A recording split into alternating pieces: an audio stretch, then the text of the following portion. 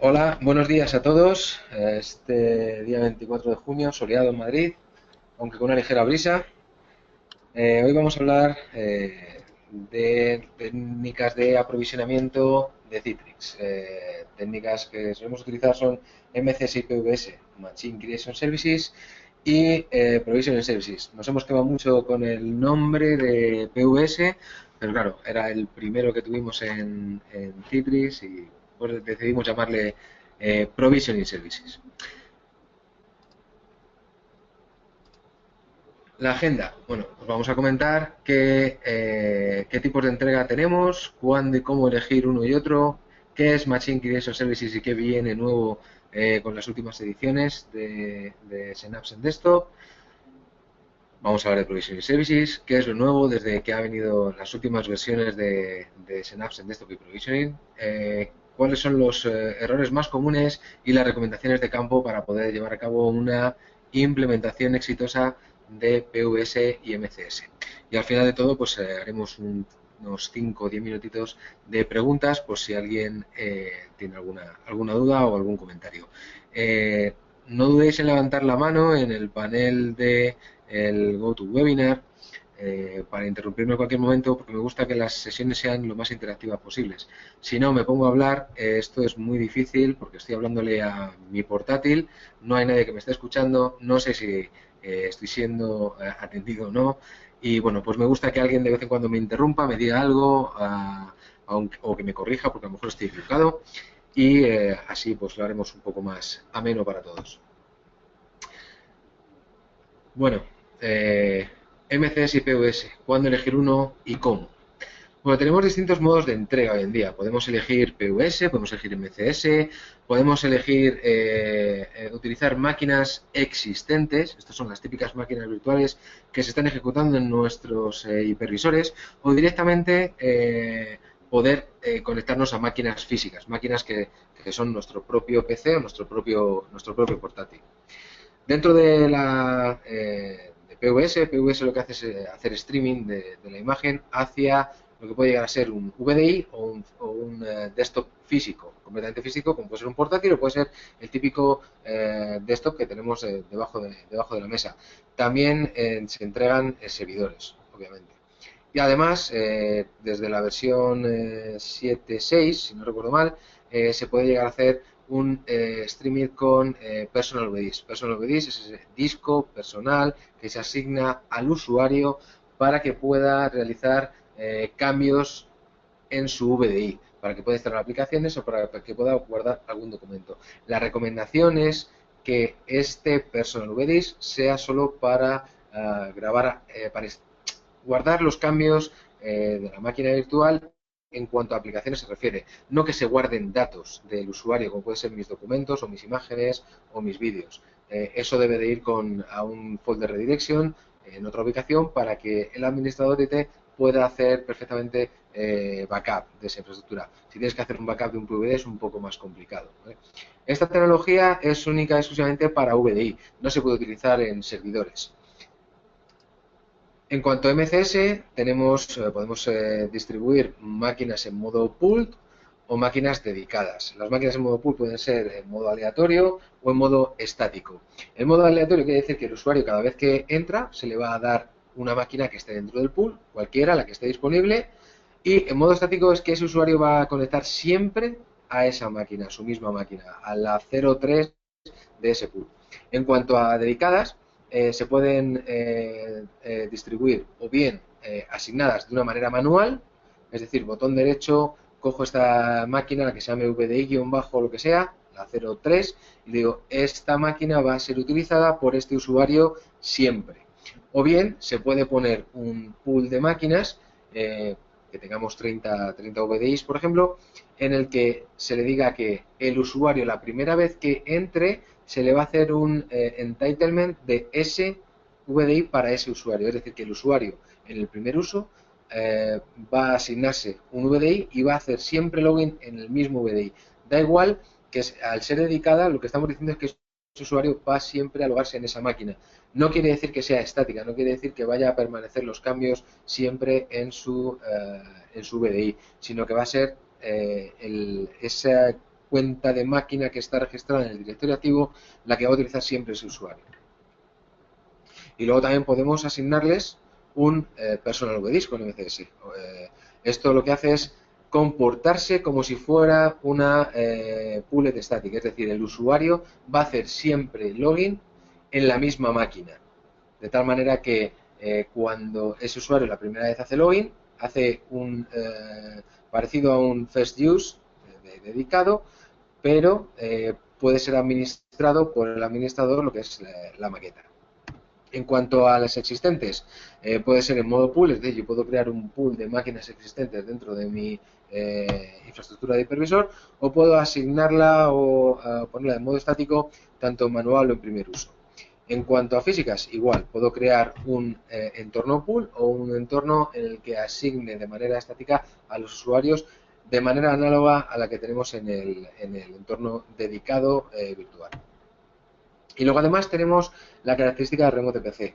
Esta característica es simplemente que hoy en día todavía muchos de nuestros clientes tienen un PC debajo de la mesa al que les gusta usarlo, bien sea porque no se haya cambiado el PC, bien sea porque ese PC tiene unas características hardware a las que necesitemos conectarnos. Hay gente que utiliza temas de 3D en esos PCs, tiene una tarjeta gráfica muy potente y lo que quieren es aprovecharla.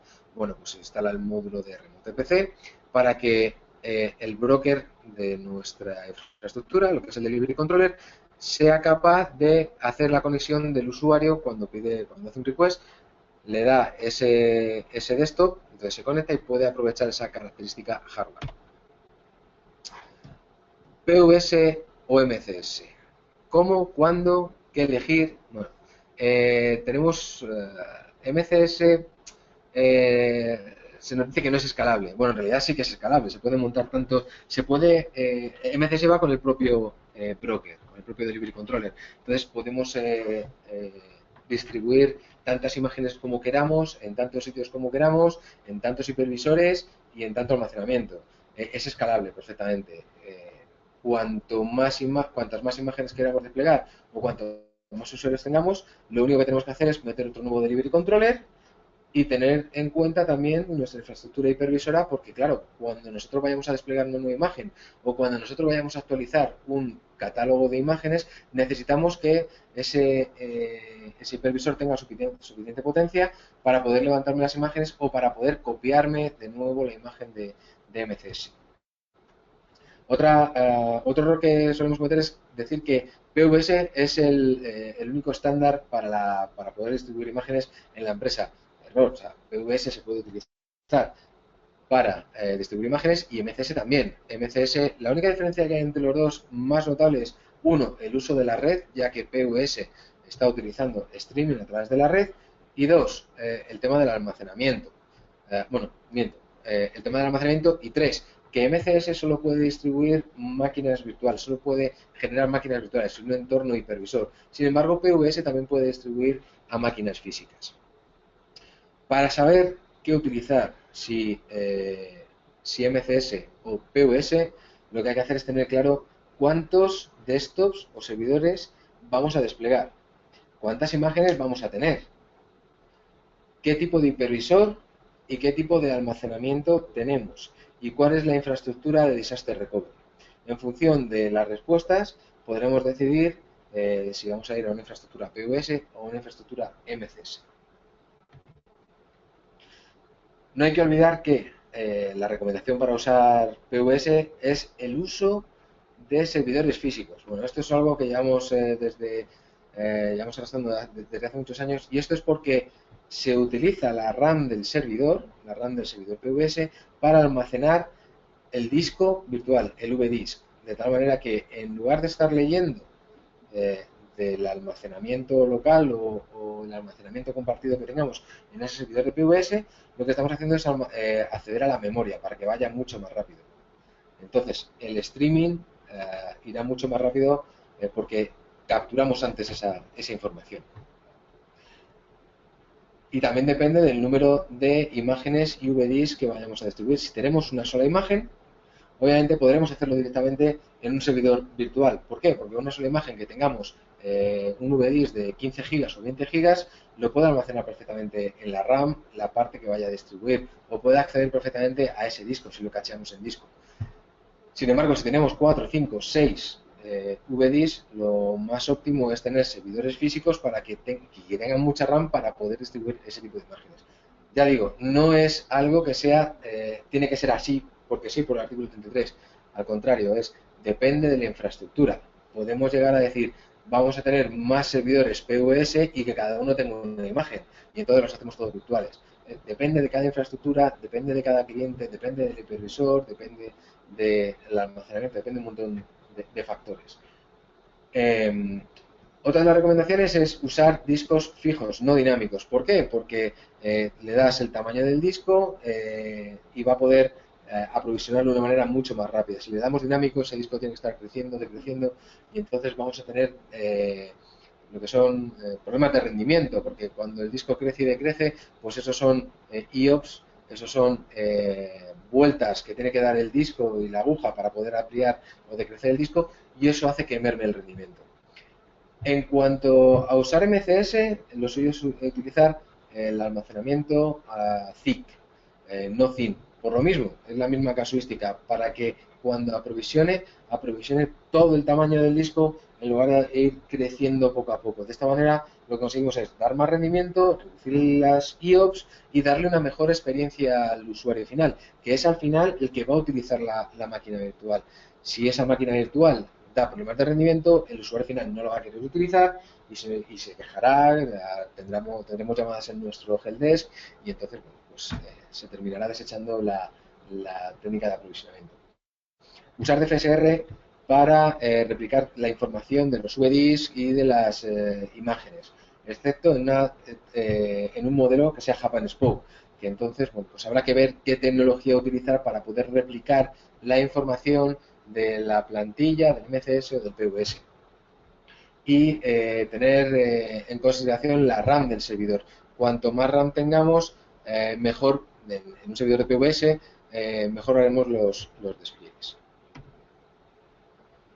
En cuanto a una arquitectura de discos persistentes, bueno, PVS es la tecnología que más se suele entender por toda la gente.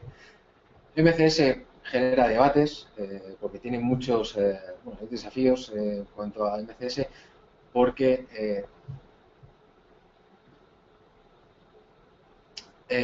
cuando estamos aprovisionando un disco estamos generando lo que llamamos un linked clone, entonces el almacenamiento tiene que estar linkado la imagen, el disco diferencial y el disco de identidad con la imagen original, entonces bueno, pues eso no te da esa facilidad para poder mover las máquinas virtuales entre almacenamiento, entre hipervisores, no funciona de la misma manera. Entonces, MCS no suele gustar en muchos casos por este tipo de cosas, dependiendo de qué hipervisor se esté utilizando y cómo estemos desplegando las imágenes. Ojo, que esto depende de todo un conjunto de factores.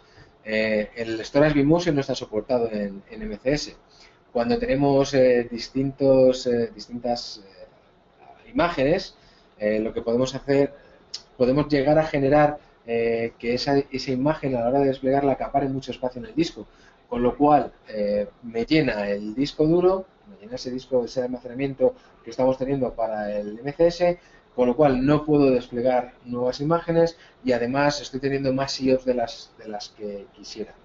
Y un disaster recovery en MCS es un poquito más complicado que hacerlo con POS.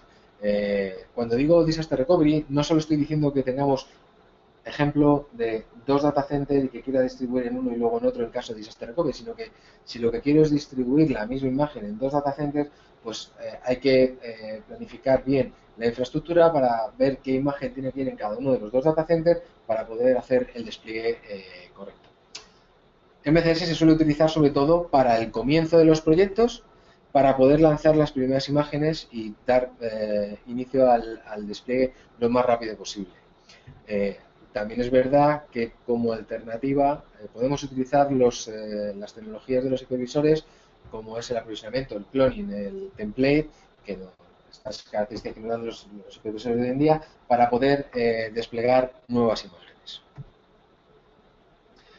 Con las nuevas tecnologías de PVS y MCS, las nuevas ediciones, desde la versión 7.5 7.6, bueno, ya soportamos nuevas versiones de hardware, el boot UEFI, soportamos la BIOS Legacy, perdón, soportamos la BIOS Legacy que antes no estaba disponible y sobre todo mejoramos el tiempo de boot. Ojo con el mejorar el tiempo de boot porque sabemos que el sistema operativo cuando arranca tiene ahí unos 30 segundos que se deben de cambiar y poner a 0, poner a 1 para que no tarde esos 30 segundos en dar el arranque a la imagen. Y luego se han conseguido mejoras en la red, en PVS. Ya se pueden generar imágenes de generación 2 y hemos conseguido que funcione perfectamente con Hyper-V en el cambio en el tema de las tarjetas Synthetic y Legacy. Esto es algo que, bueno, con las antiguas tarjetas de Hyper-V se notaba mucho rendimiento, no se conseguía llegar a hacer un streaming óptimo al target device y entonces se notaba un poquito de lentitud.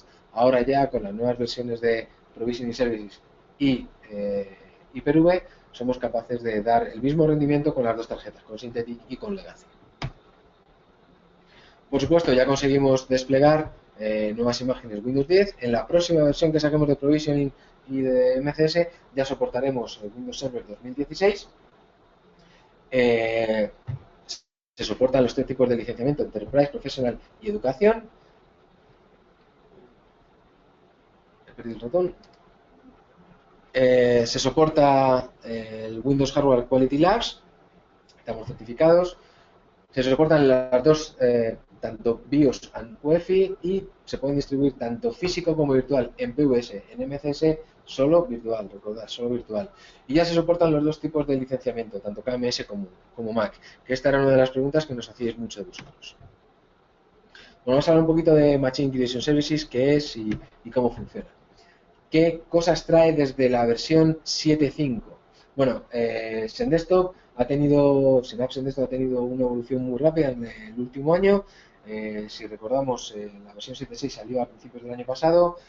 En septiembre de 2015 ya teníamos el FP3 de la versión 7.6.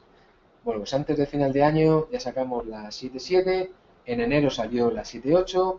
Y hace un mes, con nuestro evento mundial Synergy, hemos publicado la versión 7.9, así como Server 7.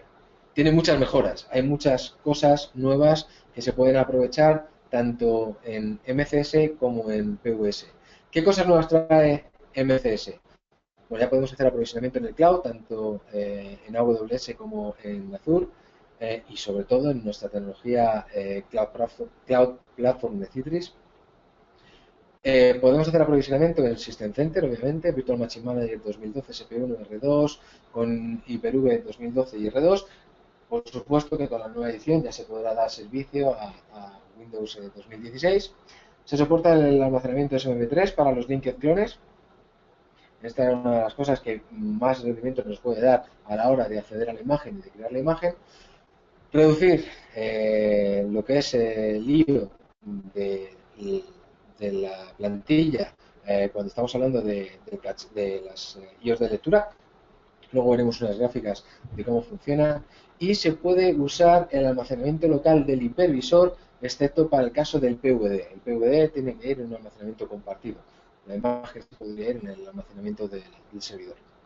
Se soporta bSphere 6.0, Update 1, y en las futuras ediciones pues se están soportando las versiones de los supervisores de Hyper-V, Senserver y bSphere que estén en el mercado.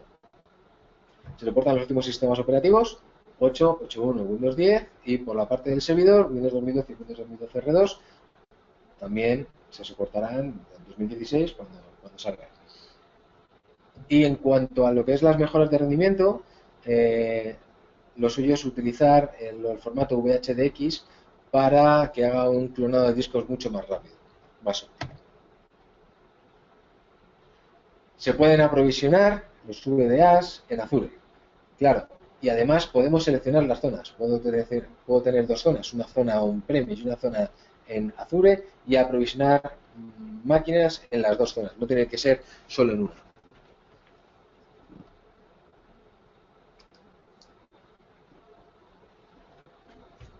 ¿Cuáles son las capacidades de aprovisionamiento de MCS? Bueno, MCS, como os digo, puede aprovisionar VDIs y puede aprovisionar lo que son Server Hosted VDI.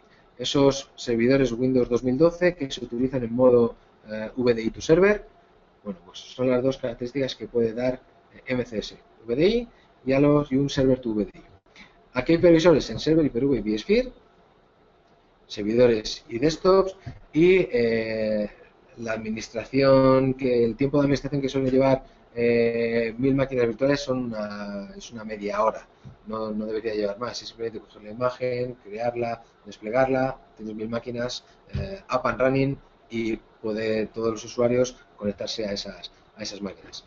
El impacto en las IOs del almacenamiento suelen ser entre medias y bajas, dependiendo de cómo sea la imagen. Ojo, porque podemos tener imágenes muy grandes que nos puedan causar mayor problemas de IOS. Por eso digo, hay que tener en cuenta muchas veces cómo es la imagen de nuestro cliente para poder darle el mejor servicio a ese usuario final. ¿Cómo funciona Machine Creation Services? Bueno, tenemos dos capas, la capa de hipervisor y la capa de almacenamiento. Tenemos una máquina virtual master, que es la que hemos instalado, configurado con con los aplicativos, con el sistema operativo, los aplicativos, actualizaciones y demás. Esta master image, ¿dónde está almacenada? Por supuesto, en el almacenamiento compartido en el que van a estar también las máquinas virtuales. ¿Qué es lo que hacemos en el momento de crear el catálogo con MCS? Bueno, pues se hace una copia exacta de ese almacenamiento de la imagen.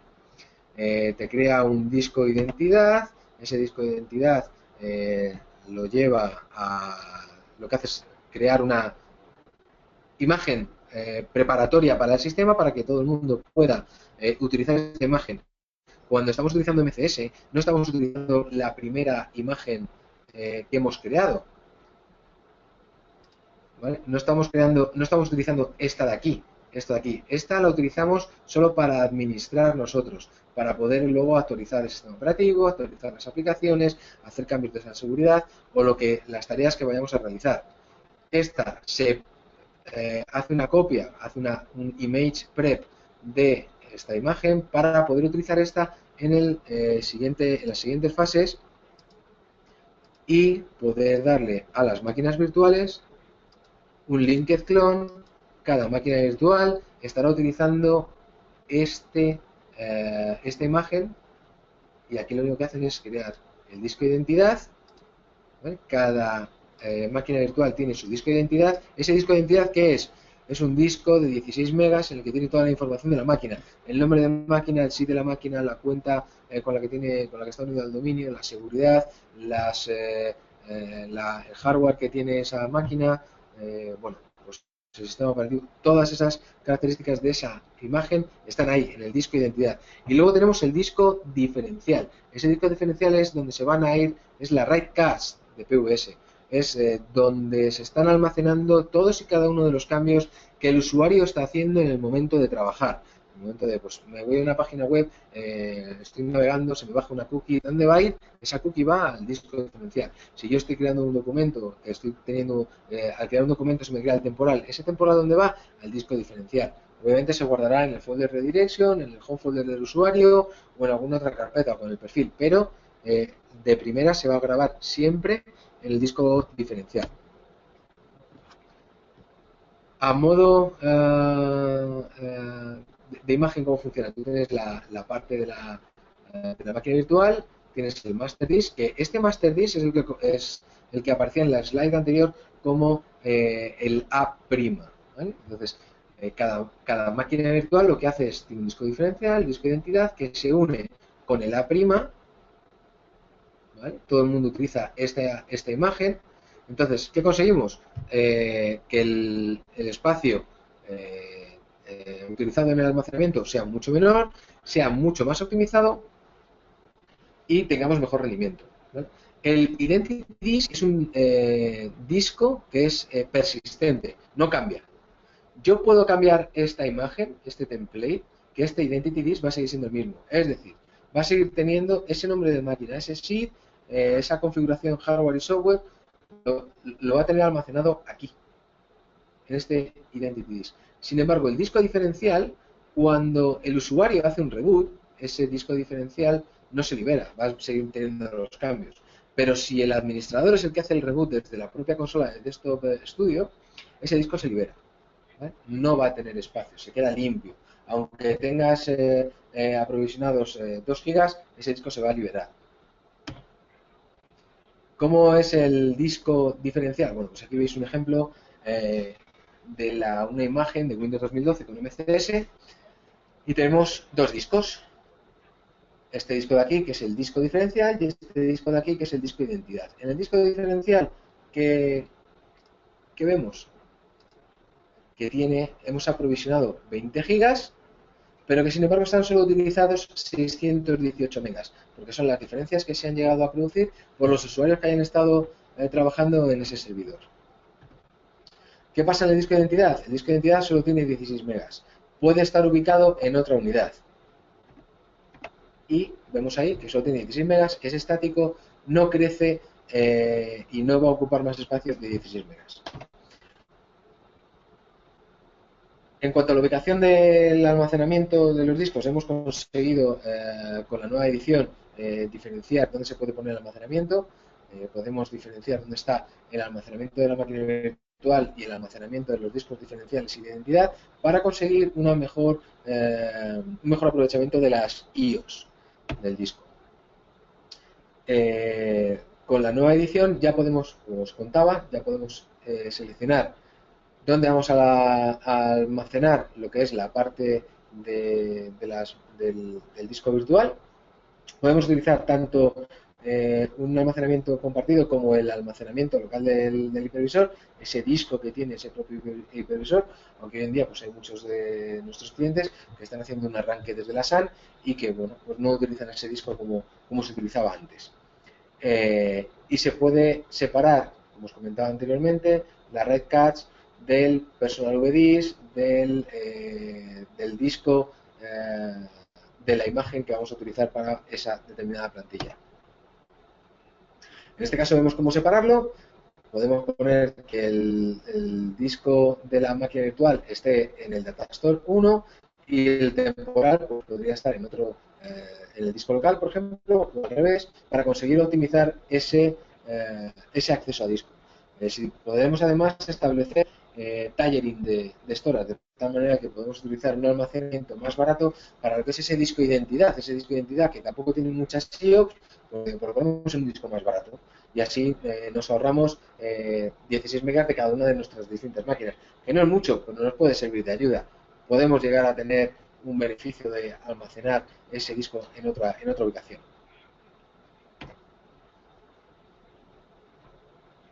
Además, soportamos distintos repositorios, no tiene por qué ser SAN, ni NAS, ni local, sino que podemos tener nuestra infraestructura puesta en distintos repositorios a la vez. Además, en esta nueva edición, la versión 7.9, podemos saber en cada momento el estatus de ese disco en el que vamos a distribuir las nuevas imágenes. Si está en uso, si no se puede usar porque está lleno o por cualquier otro motivo, o que en ese momento no podemos distribuir a esas máquinas porque ha utilizado el almacenamiento para otro motivo. Uno de los temas que más nos impacta hoy en día es el tema de las IOPS. Bueno, ¿qué sería lo suyo? Pues tener IOPS de manera secuencial, ¿no? Lo que llamamos las IOPS buenas. Bueno, también tenemos de las otras, de las que son las IOPS secuenciales, o sea, de las IOPS malas, que son esas que van leyendo de arriba abajo en nuestro disco. ¿Esto qué causa? Que las agujas del disco estén intentando leer continuamente en sectores distintos, de tal manera que esto lo que hace es producir una mala experiencia de usuario. Con MCS lo que hacemos es optimizar el almacenamiento, de tal manera que tenemos un almacenamiento compartido para lo que es el disco de sistema, ese A' que teníamos anteriormente, y además lo que hemos introducido es la nueva característica de poder ponerle utilizar una RAM, parte de la RAM como RAID cache, de tal manera que disminuimos las IOPS de esa máquina virtual en gran medida. Y esto es para cualquier hipervisor, SenServer, Hyper-V o vSphere. Como vais a ver en la siguiente slide, ¿qué conseguimos al poner la RAM, la red cache en la RAM? Bueno, pues que estas IOPS vayan mucho más rápidas. Las IOPS anteriores, como irán en disco, iban mucho más lentas. Y además lo que hemos conseguido es que al ir todas las IOPS en la RAM, luego lo que hacemos es pasarlas de manera secuencial al disco. Y se van escribiendo de manera secuencial, con lo cual conseguimos que la caché del disco sea también mucho más rápida. La red cache hoy en día, con la nueva versión, con la 7.9, ya se puede cambiar de tamaño en el momento del aprovisionamiento. Este es lo que es el proceso de aprovisionamiento de un nuevo catálogo. Yo elijo el número de máquinas que quiero distribuir, la RAM que va a tener cada máquina, y luego podemos marcar estas dos casillas, que esto es nuevo en la edición 7.9, en la que yo le digo cuánta RAM quiero tener disponible para la caché del RAM. Bueno, en este caso hemos seleccionado 256 megas, se puede poner más o menos lo que queramos, y luego cuánto caché de disco voy a tener disponible. En este caso hemos elegido 10 gigas. Si no marcamos ninguna de estas dos casillas, ¿vale? ¿Cómo va a funcionar MCS? De la misma manera que lo hacía hasta la versión 7.9, o sea, como lo está haciendo hoy en día con la versión 7.6, 7.7 y 7.8. ¿Vale? Hasta aquí va viendo alguna pregunta. No, bueno, veo que en principio no. Vamos a quitar el. A ver si soy capaz de quitar el láser. Que se me ha.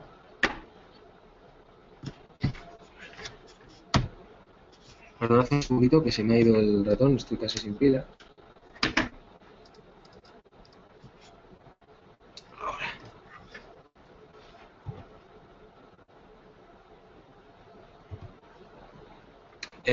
Como os iba contando, la optimización con SenServer somos capaces de utilizar la RAM compartida, la RAM del propio servidor, para poder optimizar esa caché de escritura. Esto solo se puede hacer con SenServer. Los otros hipervisores todavía no son capaces de hacerlo. Es la misma RAM, solo que en lugar de almacenarla dentro del dispositivo, dentro de lo que es nuestra máquina virtual, sería una caché compartida que se establece a nivel de host. ¿Qué pasa con la caché de lectura? Bueno, somos capaces de reducir la caché de lectura en función del sistema operativo y en función de la tecnología de aprovisionamiento.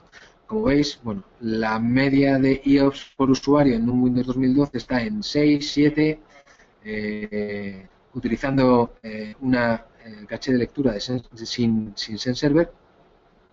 Con SenServer se baja a la mitad y con Provisioning Services pues también se baja a la mitad en 2012. Con Windows 8 pues sin la caché de lectura pues tenemos 20 y algo, 22 más o menos.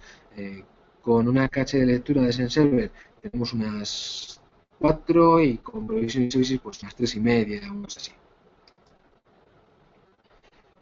En cuanto a la caché de lectura de MCS, sin la caché de lectura de MCS tenemos, bueno, pues en un Windows 2012 una media de 2 y pico. Bueno, en el caso con la caché de lectura de MCS o de PVS, pues baja bastante, como podéis ver. Y en el caso de Windows 10, pues baja todavía más. Como veis, entre Windows 2012 y Windows 10 hay una gran diferencia de IOPS, y esto es pues, debido a que estamos hablando por usuario. Windows 2012 lo que estamos haciendo es utilizar un servidor para que se conecten distintos usuarios a ese servidor, por lo cual somos capaces de disminuir esas IOPS.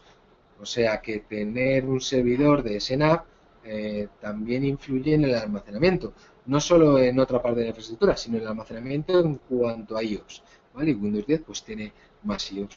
Si lo que queremos es tener una infraestructura VDI, hay que tener en cuenta que el almacenamiento tiene que ser más rápido que en una infraestructura de SNAP. Esto es las características que tiene entre MCS y Provisioning Services. Bueno, la mayor diferencia es que las actualizaciones más rápidas y el rollback es instantáneo en el PVS. Obviamente es mucho más rápido decirle rollback a una infraestructura de PVS porque el disco es simplemente apagarlo, es como si lo apagáramos de botón, y en el momento de arrancar, como conecta con su servidor de PVS, automáticamente se va a bajar la imagen por streaming y va a ir mucho más rápido.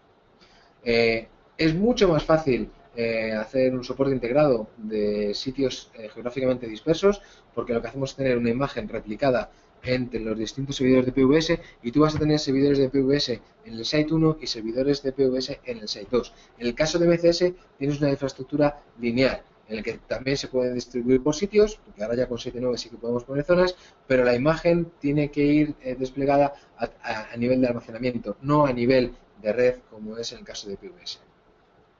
Soporte de máquinas físicas, que sí te lo da Provisioning Services, pero no te lo da MCS.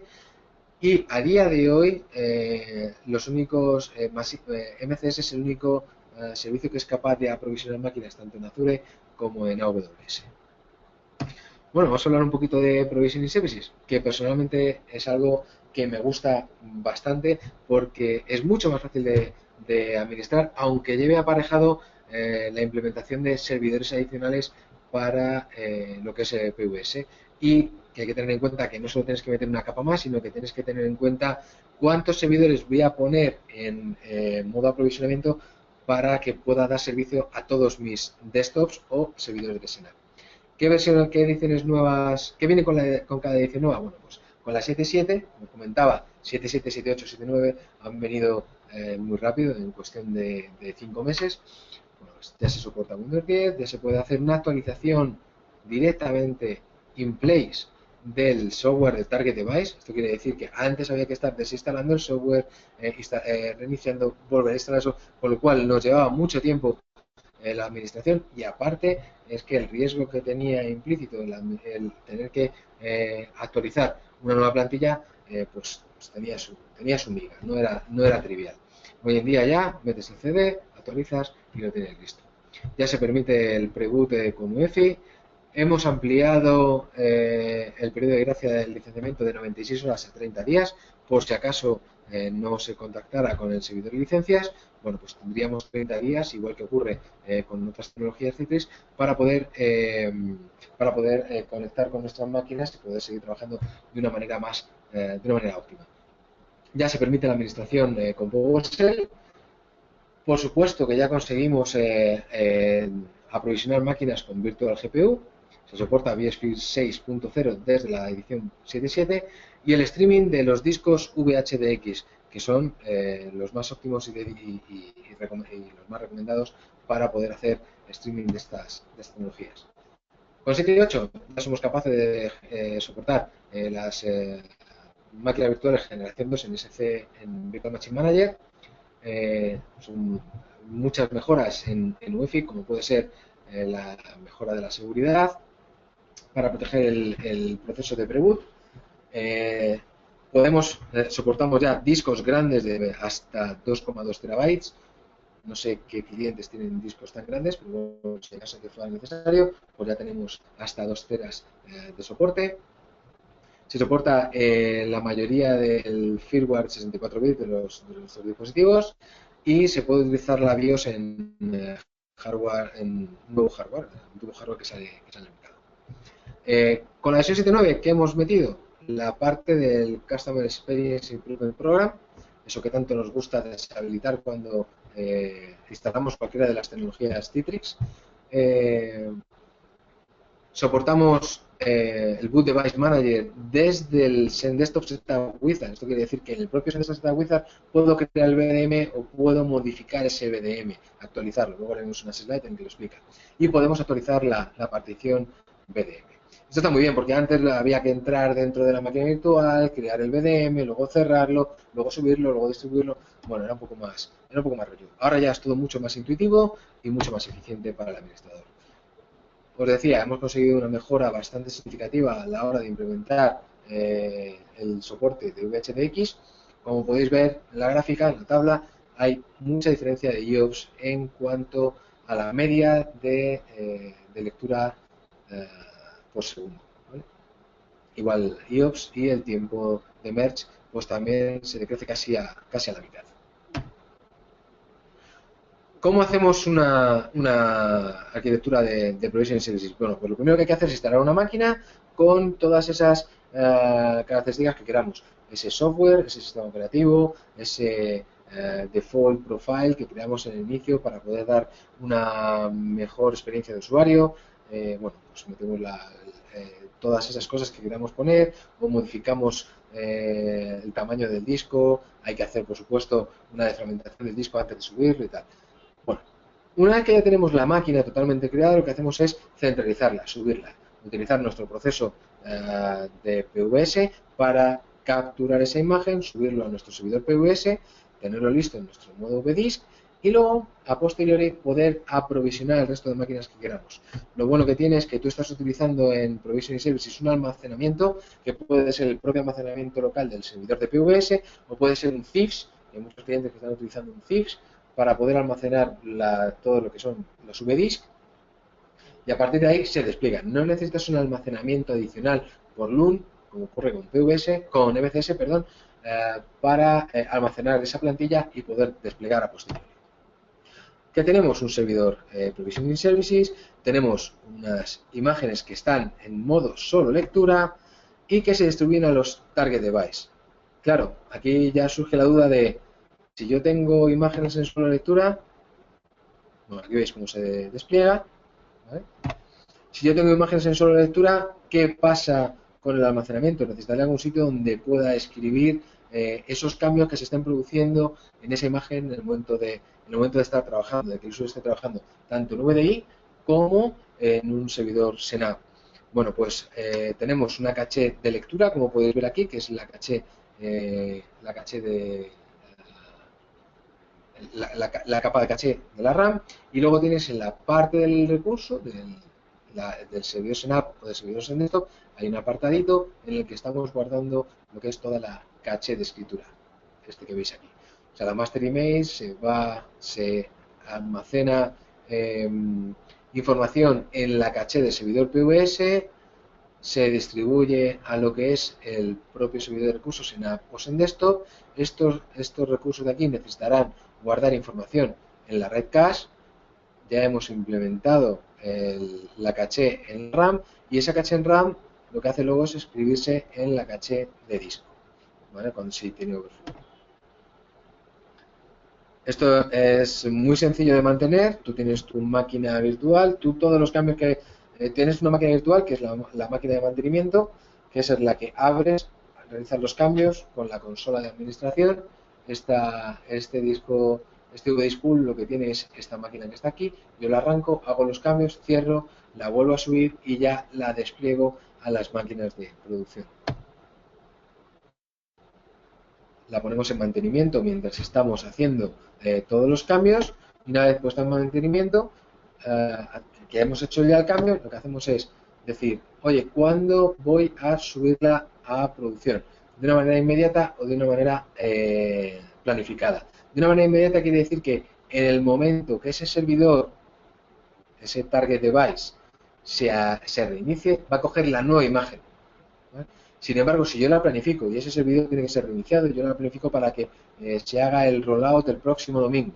Bueno, pues si yo hoy reinicio la máquina, va a seguir cogiendo la imagen que tenía puesta a día de hoy. Sin embargo, si la reinicio el lunes, ya va a coger el nuevo WebDisk. ¿Vale? Vamos a ver los estados, cuándo se han creado, cuándo han sido distribuidos, cuántos dispositivos vamos a tener conectados a cada una de las distintas versiones y cuál es el tipo de distribución que tenemos. Como ves, en el próximo reinicio, coge la nueva imagen y ya tendríamos pues, el nuevo escritorio. Si le volvemos a poner el 4, le decimos sobreescribir, reinicia y me vuelve a la imagen anterior. No hay que hacer más cambios que ir a la consola, ir al versionado de VDisk, decirle que vaya a la versión anterior y reiniciar la máquina. Lo bueno que tiene PVS es que yo solo tengo que reiniciar la máquina para que afecte a las máquinas de producción que tengo. Voy a la consola, hago un cambio, voy al target device, reinicio el target device y me va a coger ese cambio. Con MCS no es así. Con MCS tengo que desplegar el catálogo entero. Bueno, una de las cosas que hemos sacado nuevas es el RAM with Overflow. ¿Qué es el RAM with Overflow? Muy sencillo. Todas las escrituras se van a producir en la RAM, no se van a producir en el disco. Con lo cual, conseguimos mejores IOPS, conseguimos mejor rendimiento, conseguimos que el usuario esté más contento con su máquina virtual. En cuanto a la recomendación de diseño, utilizar SenServer o Hyper-V. ¿Por qué? Porque es capaz de disminuir, de trabajar mejor con la parte del RAM with Overflow. Y por supuesto, utilizar PVS.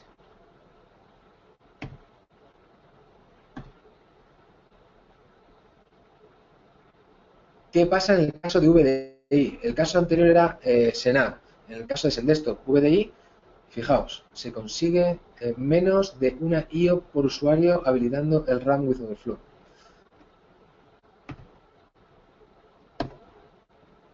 ¿Qué pasa en Sendesktop? Bueno, pues que tenemos unas IOPS de unas 12 picos de 12 IOPS por usuario. ¿Vale? Esto es en Sendesktop. Cuando tenemos un servidor de Senap, cuando tenemos un servidor en el que estamos metiendo 100 usuarios en un host, podemos llegar a 160 usuarios. Si veis respecto a lo que teníamos anteriormente, en las IOPS, si multiplicamos las 12 IOPS que teníamos en un VDI por 100, nos salen bastante más que estas 155. Es decir, tú tienes dentro de cada imagen, tú tienes unas IOPS de sistema operativo y es de aplicación más las IOPS de usuario.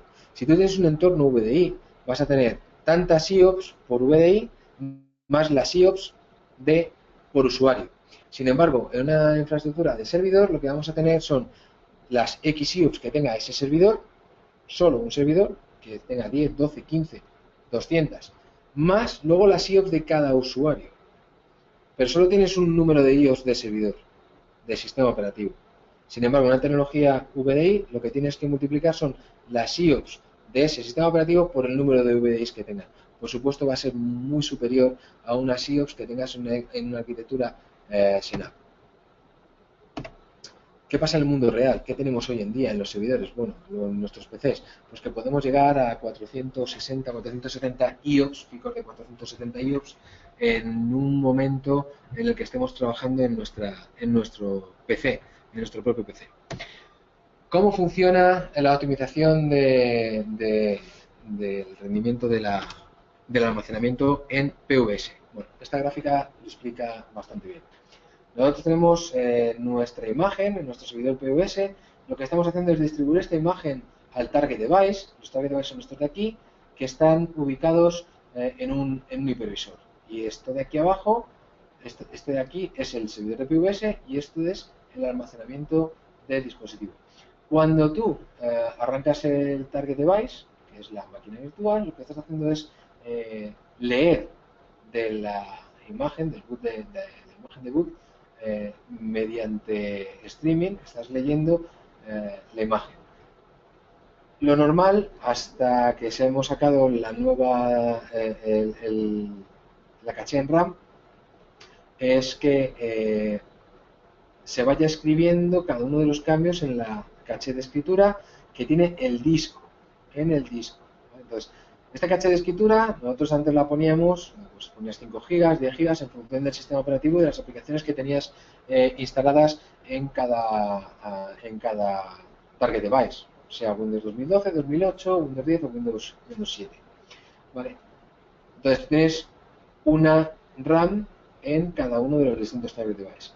¿Qué pasa con el caché on RAM con overflow al disco? Bueno, pues que el target device lo que hace es leer de la imagen de boot y cuando necesita escribir, en lugar de irse al disco, lo que hace es irse a la RAM. Entonces, escribe en la RAM del propio target device, cuando tú has generado la imagen, le has dicho cuánta RAM tiene que tener cada uno de esos VDIs o servidores de Synapse, le dices que una parte de esa caché sea en la RAM. Tú luego tienes otra RAM para poder trabajar con tus aplicaciones y en el caso de que esta caché se llene, lo que hace es escribirla en disco. Acordaos, estas eran las IOPS random y las pasa de manera secuencial. Con lo cual, no solo se consigue mayor rendimiento porque estás escribiendo en una RAM, sino que también consigues mayor rendimiento porque esta caché, este RAID caché que tenemos en el disco son IOPS secuenciales. Aquí os dejo un vídeo, vamos a ver si soy capaz de ponerlo. Me parece bastante interesante. Cómo funciona un disco o unas máquinas virtuales a nivel de lectura-escritura de la caché. Como veis, aquí tenemos un montón de IOPS y aquí está en plano, prácticamente. Y mirad cómo se está ejecutando cada una de las distintas imágenes. Cuando está haciendo búsquedas, cuál va más rápido.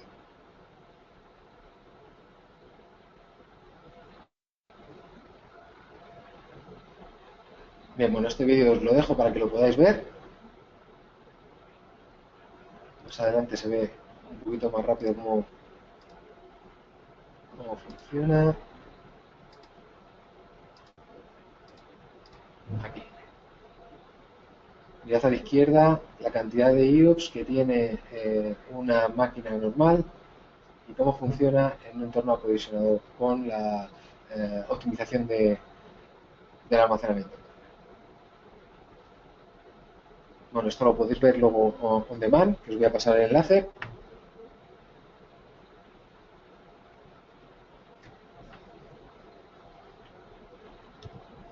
Apagamos y seguimos con la presentación.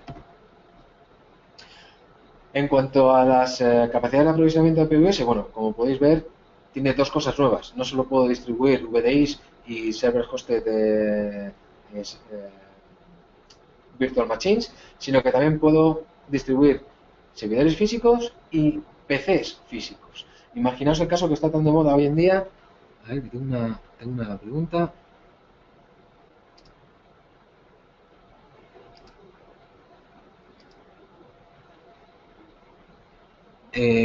Bueno, me preguntan si la optimización de la RAM está solo para Provisioning Services. La acabamos de sacar para la versión 7.9, ¿vale? Para SendDesktop 7.9.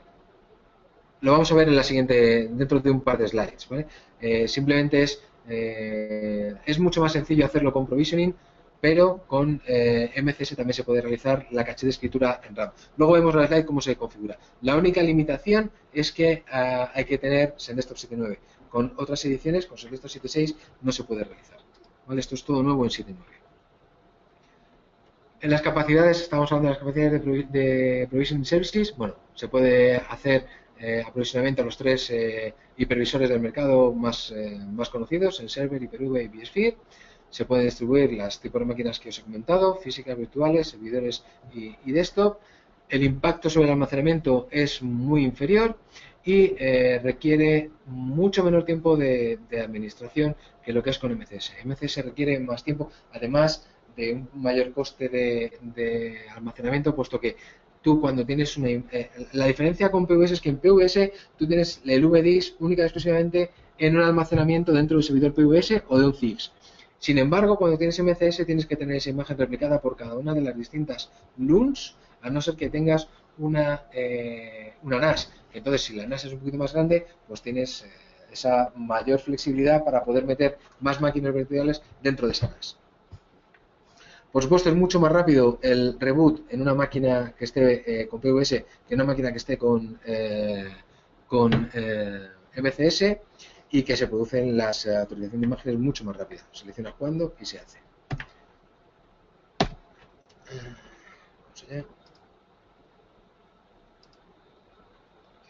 Los beneficios de PVS, bueno, tenemos mayor manejabilidad y mayor flexibilidad. Personalmente, prefiero PVS por varios motivos. Por tema de almacenamiento, por el tema de que arrancan las máquinas mucho más rápidas. De mi experiencia, arrancar 2000 máquinas virtuales en un entorno es mucho más rápido en un PVS que en un MCS, porque tira MCS es todo almacenamiento y sin embargo PVS es almacenamiento y red, con lo cual compensa tener parte del arranque en la red. Además, en cuanto a la alta disponibilidad, es mucho más fácil implementar una alta disponibilidad en PVS que en MCS, y que podemos hacer un rollback muy rápido, prácticamente instantáneo. Bueno, también con Provision Services podemos trabajar con imágenes totalmente privadas. Una imagen privada lo que hace es aprovisionarte directamente una imagen en la que el usuario podrá realizar cambios sobre esa imagen y siempre se podrá distribuir a ese target device, a ese hipervisor. ¿Vale? La única diferencia es que cada cambio que el usuario está realizando va a ser grabado. Es decir, que si el usuario, por lo que sea, se carga esa máquina virtual, el cambio persiste y tenemos que hacer troubleshooting de esa máquina virtual. En cambio, y además, lo bueno que tiene el trabajar con una imagen privada, lo que es un ratio de 1 a 1, es decir, un usuario, un target device, un VDisk. Sin embargo, cuando estamos trabajando con una imagen estándar, el propio VDisk se va a distribuir a los distintos target device que tengamos en ese momento. Por supuesto que los cambios no son guardados dentro del VDisk. Entonces, con un reboot, lo que hacemos es volver a un T0. Se nos vuelve a provisionar la máquina virtual desde cero, totalmente limpia. ¿Vale? Sin caché, sin problemas de que se me haya quedado colgado un aplicativo o cualquier tipo de problema añadido que tengamos. Recordad siempre que tenemos la parte de la caché de escritura tanto en disco como en RAM, y que se produce también la caché de la imagen virtual en la caché en el servidor PVS. ¿Qué tenemos que tener en consideración con la red caché? La RAM, el disco y el servidor. Cuanto más RAM tengamos, mejor para almacenar los cambios rápidos en ese target device.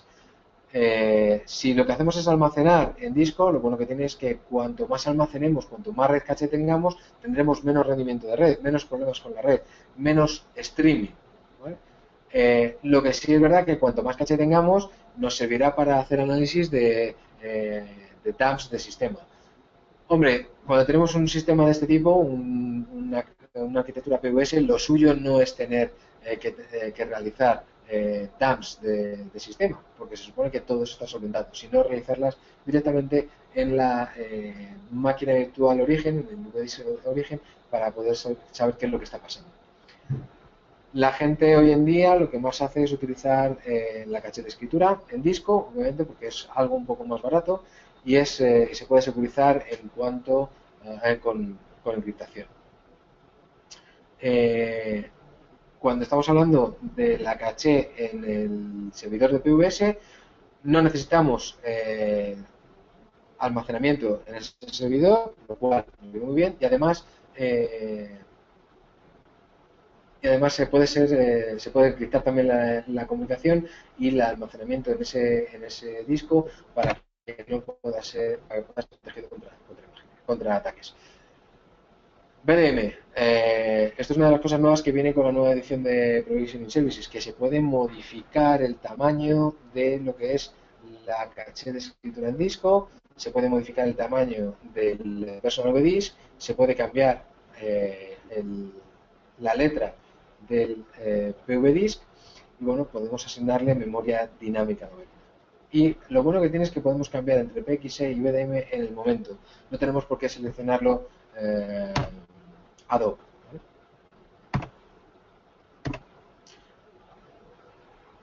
Como veis, se puede modificar la caché de escritura, lo que viene muy bien porque habrá determinados momentos en los que hemos aprovisionado una máquina, nos damos cuenta que esa caché de escritura que hemos puesto es pequeña y entonces lo que nos interesa es incrementar esa caché para que el usuario perciba un mejor rendimiento. Por supuesto, tened en cuenta que cuando hacemos el aprovisionamiento de máquinas, cuando creamos un catálogo nuevo de máquinas Senap, esta caché tiene que ser muy superior que a la que tengamos en una arquitectura Sendesktop, en una arquitectura solo VDI, porque una arquitectura solo VDI va a hacer un solo usuario a ese disco. Sin embargo, cuando estamos hablando de una arquitectura SNAP, necesitas tener más caché porque van a acceder muchos usuarios a esa misma imagen. Os comentaba antes lo del VDM. Bueno, como podéis ver, podemos de una manera centralizada cambiar la partición VDM. Seleccionamos qué target device queremos actualizar el VDM. Esperamos a que todas las máquinas se les haya actualizado la partición de VDM. Cerramos. Ya tendríamos la partición VDM actualizada. Lo que hay que hacer es reiniciar la máquina y ya la tenemos lista. Por último, vamos a hablar de las mayores equivocaciones que cometemos en un despliegue de PVS o MCS y las recomendaciones de campo. Bueno, por supuesto, utilizar siempre la caché en RAM con overflow al disco. ¿Por qué? Porque vamos a ganar mucho rendimiento en iOS. Esto es, la única característica es utilizar PVS 7.1 o superior, o bien utilizar Sendesktop 7.9, la edición 7.9, que es la que viene con la parte de la caché en RAM. Utilizar, por supuesto, el formato VHDX y eliminar y aprovisionarlo, por supuesto, en modo ZIG, que permita que no se permita ampliar o compactar automáticamente, y con esto lo que hacemos es poder soportar mayor IOPS que en disco. También uno de los mayores issues que estamos encontrando hoy en día en el mercado es que hay gente que está utilizando el versioning de los VDIs. Está muy bien porque, como os he demostrado en unas slides anteriores, te permite hacer un rollback a la versión anterior de una manera bastante rápida. Pero hay que tener cuidado con el número de versioning que tenemos en ese momento. Lo que hay que hacer es tratar de compactar en cuanto sepamos que esa imagen está funcionando correctamente, tratar de compactarlo lo antes posible para que no tengamos corrupción del VDIS. Porque si no, puede llegar un momento que cuando tengamos replicado ese VDIS entre los distintos PVS, ese VDIS se corrompe, es inconsistente, y entonces no vamos a ser capaces de aprovisionar nuevas máquinas o de reiniciar máquinas en producción. Recomendación: utilizar siempre servidores de desarrollo o test para nuevas actualizaciones de VDIS.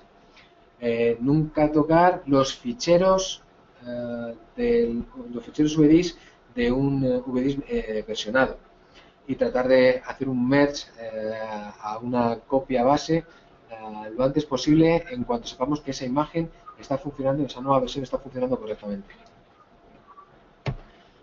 Otra de las cosas que nos preguntan nuestros clientes es sobre el BDM, el DHCP, TCP, SQL Licensing y demás. Bueno, estos componentes son un punto de fallo único, con lo cual hoy en día Netscaler es capaz de hacer balanceo no solo de SQL, sino que también es capaz de hacer balanceo del TFTP, ¿vale? Con lo cual, bueno, y DHCP podemos también balancearlo. Con lo cual, ya no tenemos ese riesgo de tener un único punto de fallo en nuestra arquitectura de PVS. Además, una de las cosas buenas que tiene PVS es que sigue permaneciendo el modo offline de la base de datos. Esto es una cosa que nunca ha cambiado en PVS y está bastante bien, porque en un momento dado se deja la base de datos, deja de estar disponible, hay un corte de comunicaciones, y al no tener base de datos, el sistema no arrancaría. Sin embargo, marcando la casilla de tener base de datos offline nos permite poder seguir aprovisionando máquinas. El periodo de gracia de PVS es 4 días, no 30 como se da en esto, pero se puede ampliar. Recordad que se puede ampliar, por defecto son 96 horas, pero hay que ampliarlo manualmente. Ojo con el rebalance de la arquitectura PVS, porque en muchas ocasiones nos ocurre que se genera un rebalance automático y se tiran los sistemas rebalanceando de manera infinita. Por eso hay que tratar de jugar con la afinidad de red para que no cause un rebalanceo. Ojo con las MAC-address, ojo con los reinicios de los servidores PVS, porque una vez que se ha reiniciado un servidor PVS hay que hacer un rebalanceo manual para que no esté continuamente rebalanceando de arriba abajo entre los N servidores PVS que tengamos en nuestra arquitectura. Y ojo con ignorar el Daylight Saving Time, el DST. Si no tenemos bien configurado nuestro DST, puede ocurrir que las máquinas entren en un bucle que no pueden hacer login en el dominio, o que no puedan recibir las políticas, o que no puedan arrancar perfectamente tal y como nosotros queremos. La solución, volver a hacer un resil de la imagen inmediatamente después de cada cambio de DST. Ojo que cada zona horaria tiene su propio DST y tendremos que tener distintas imágenes para cada uno de los DSTs. Otro de los errores más comunes es no monitorizar los servicios de POS, al igual que no monitorizar los servicios de MCS, por supuesto. Entonces, es necesario tener una herramienta de monitorización para estos servicios de tal manera que sepamos qué es lo que está ocurriendo en cada momento, ¿vale? Porque no es lo mismo que se pare un servicio PXE a que se pare el subservice. Si se nos para el subservice, el mayor problema que tenemos es que no podremos acceder a la consola, pero nuestro entorno seguirá funcionando. El problema ocurrirá cuando tengamos que reiniciar una máquina, que entonces no podremos no podemos aprovisionar esa máquina, no podremos realizar streaming de ese target device. Ahí tenéis un enlace en el que salen todos los códigos de error de PVS, muy útiles, por favor no dejéis de utilizarlo. También tenemos una guía de todos los errores que tenemos, de todos los errores que se graban en el visor de eventos de Windows de cada una de las distintas tecnologías de Citrix. Bueno, y hasta aquí mi charla. Espero no haber sido muy pesado. Espero que haya quedado todo claro. No sé si tenéis alguna pregunta aparte de la optimización del RAM cache. Os dejo un par de minutos para que penséis y hacéis la pregunta.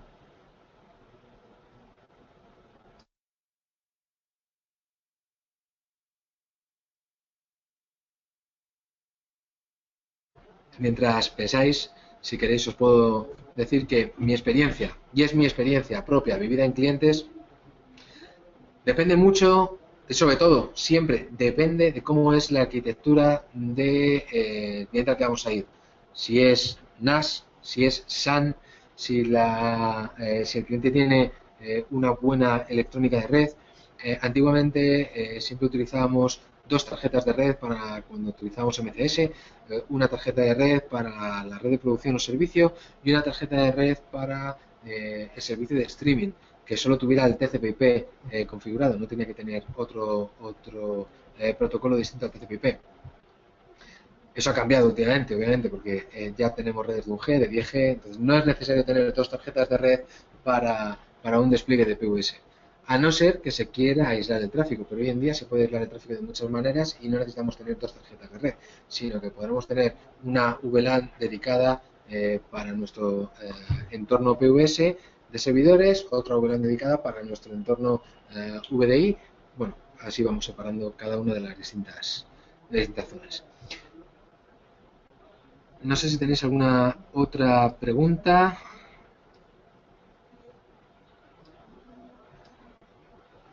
Me he extendido 10 minutos del tiempo, siento haberme extendido, pero bueno, he querido que las últimas recomendaciones de campo, bueno, creo que son buenas para todos. Sigo sin preguntas. Pues no faltéis a los siguientes webinars, que son también muy interesantes. El 1 de julio a las 10 de la mañana, diferencias entre Synapse y Desktop Platinum. El 8 de julio a las 10 de la mañana, FrameHawk, nuevo HDX. Y el 22 de julio, herramientas imprescindibles para la resolución de problemas en infraestructuras Citrix. Y sin más, me despido. Cualquier duda, pues nos las hacéis llegar. Os dejo los enlaces, os dejo la presentación y espero que disfrutéis de la charla, de la presentación y de este verano que comienza en el día de hoy. Muchísimas gracias a todos.